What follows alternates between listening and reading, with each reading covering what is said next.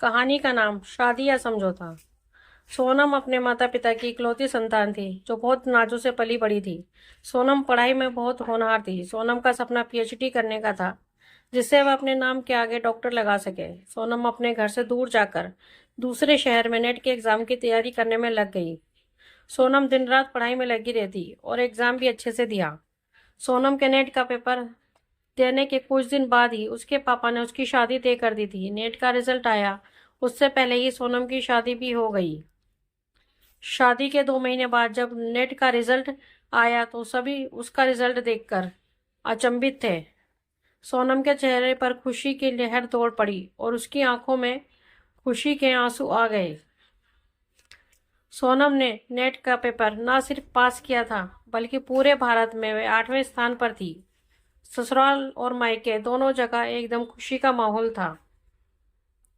सोनम के ससुर चाहते थे कि अब वह जॉब करे, पर सोनम का सपना आगे पढ़ाई करने का था। वे पीएचडी करना चाहती थी, जिसके लिए उसे कुछ वक्त के लिए ससुराल और पति से दूर अलग रहना था।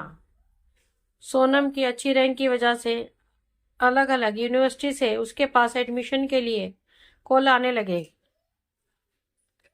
उसे रिटर्न टेस्ट देने की भी जरूरत नहीं थी, उसे सीधे इंटरव्यू के लिए बुलाया गया।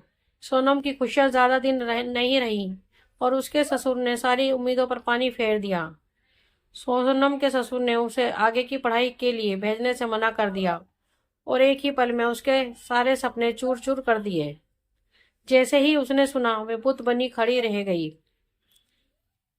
सोनम ने सपने में भी नहीं सोचा था कि उसके साथ ऐसा कुछ होगा।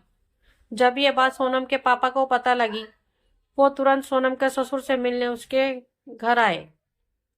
सोनम के पापा इस बात से बहुत क्रोधित थे और बहुत समझाने पर भी जब सोनम के ससुर नहीं माने तो उन्होंने सोनम को अपने साथ लाने का फैसला किया।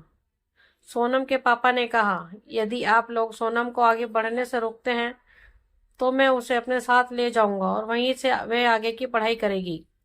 एक पिता कैसे अपनी बेटी के सपनों को यूं बिखरते हुए देख सकता है, जिसके लिए उसकी बेटी ने दिन रात एक कर दिया, कैसे वो उसे हारते हुए देख सकते थे।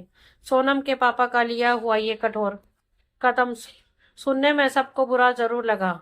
लोगों ने ताने भी दिए कि वे अपनी ही बेटी का घर उजाड़ रहे हैं, पर एक परिवार का असली मतलब समझने की जरूरत थी। क्योंकि एक लड़की को उसके सपनों की उड़ान भरने से रोका जाए, क्यों किसी के सपनों को तोड़ा जाए, क्यों एक लड़की अपनी सारी खुशियां दांव पर लगाए, क्या सिर्फ इसलिए कि वो किसी की बहू है।